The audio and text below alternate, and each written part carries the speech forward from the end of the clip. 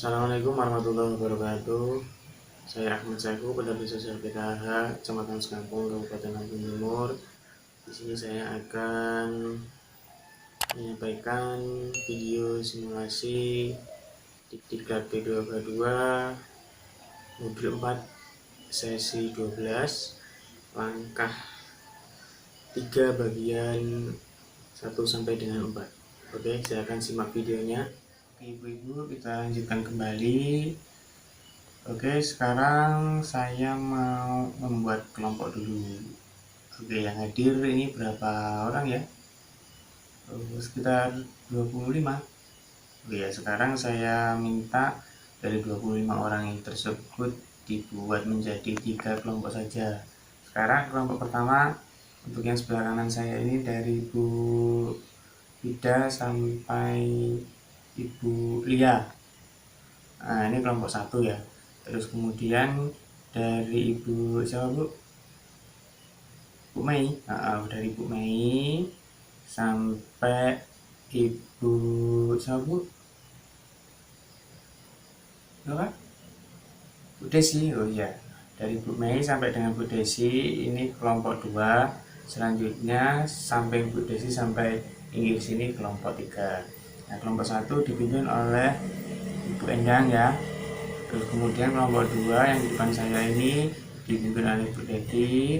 Terus kelompok 3 yang sebelah kiri saya ini dipimpin oleh Bu Fatih ya. Oke, sekarang tugasnya masing-masing kelompok silakan berdiskusi. Silakan ngumpul Bu, ngumpul. Nah, silakan berdiskusi tentang contoh penelantaran anak yang ada di lingkungannya ibu-ibu semua. Silakan. Jadi contoh penelantaran yang terjadi di sekitar lingkungan ibu-ibu. Oke, saya kasih waktu 5 menit untuk berdiskusi. Silakan berdiskusi. Ya, terima kasih kepada kelompok 1, 2, dan 3 yang sudah menyampaikan hasil diskusinya. Tadi disampaikan oleh kelompok 3 dulu tadi ya.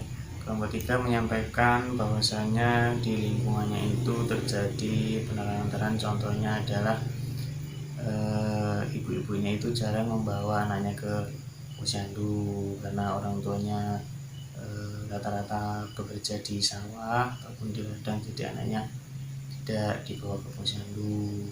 Kemudian ada lagi tadi juga disampaikan bahwasanya anaknya juga nggak lengkap imunisasinya, jadi setiap jadwal imunisasi orang tuanya sering lupa ataupun karena kesibukan tadi.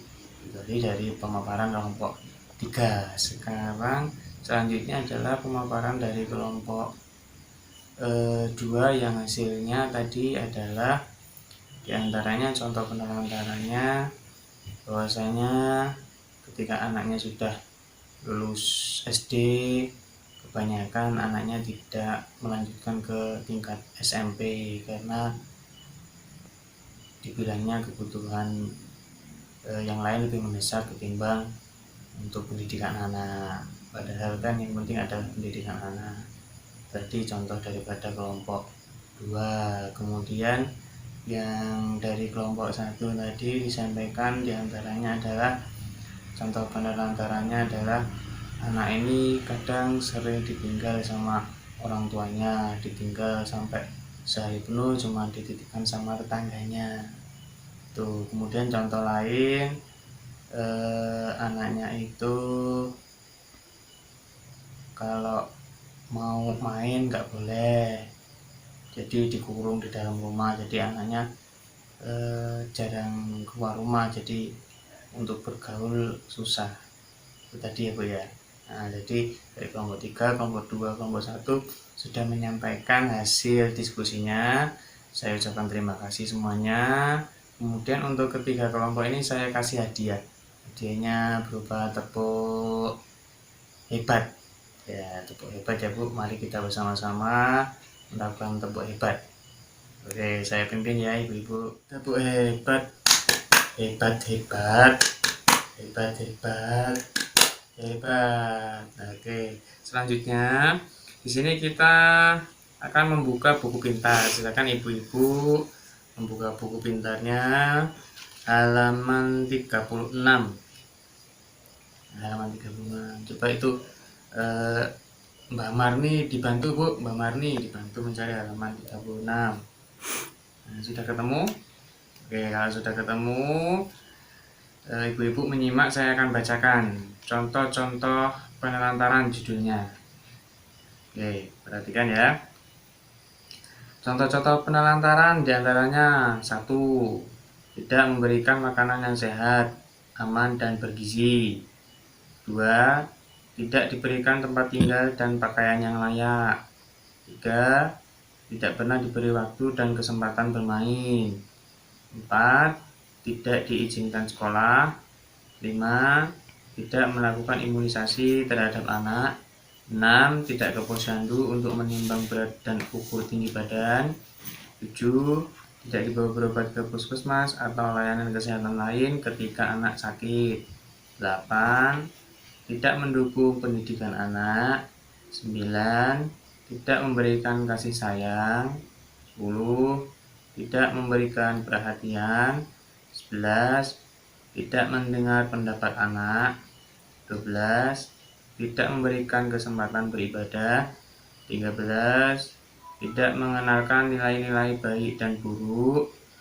14.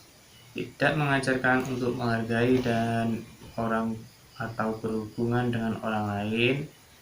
15. Ditinggal sendiri. 16. Didiamkan dalam kurun waktu tertentu. 17. Tidak dipedulikan, dan lain-lain. Jadi itu tadi contoh-contoh penelantaran yang ada di buku pintar. Oke, selanjutnya ibu-ibu semua, ketika di lingkungan ibu-ibu terjadi kasus penelantaran, sebaiknya ibu-ibu juga harus memberikan perhatian. Jadi harus menegur, misalkan orang tua itu menelantarkan anaknya, jadi paling tidak memberitahu kepada orang tuanya bahwa hal tersebut adalah tidak benar. Oke, terima kasih. Yang tadi penyampaian video simulasi DKP 2K2 secara daring.